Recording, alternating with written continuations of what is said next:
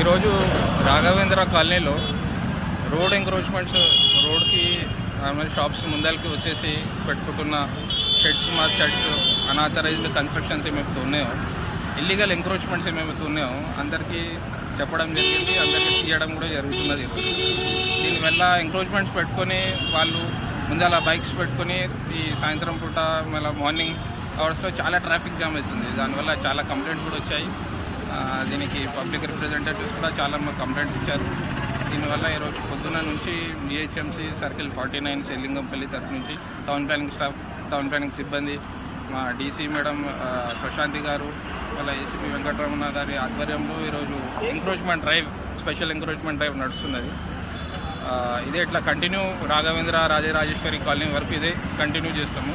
ఇది ఒక్కరోజే కాదు, every week, every Saturday as per GHMC, as per CMC commissioner గారి ఇన్స్ట్రక్షన్ మేరకు ఎవ్రీ సాటర్డే ఇలాంటి ఎంక్రోచ్మెంట్ డ్రైవ్ చేస్తుంటాము. అయితే మనం ఎంక్రోచ్మెంట్ రోడ్డు మీద పెట్టుకోకుండా పబ్లిక్ కూడా ఉన్న షాప్ కీపర్స్ కూడా, షాప్ వాళ్ళు కూడా కొంచెం జాగ్రత్తగా వాళ్ళ ఏరియాలో వాళ్ళు పెట్టుకోవాలి, ట్రాఫిక్ కంజెషన్స్ కాకుండా చూసుకోవాలన్నది మా తరఫు నుంచి విన్నపం. Thank you.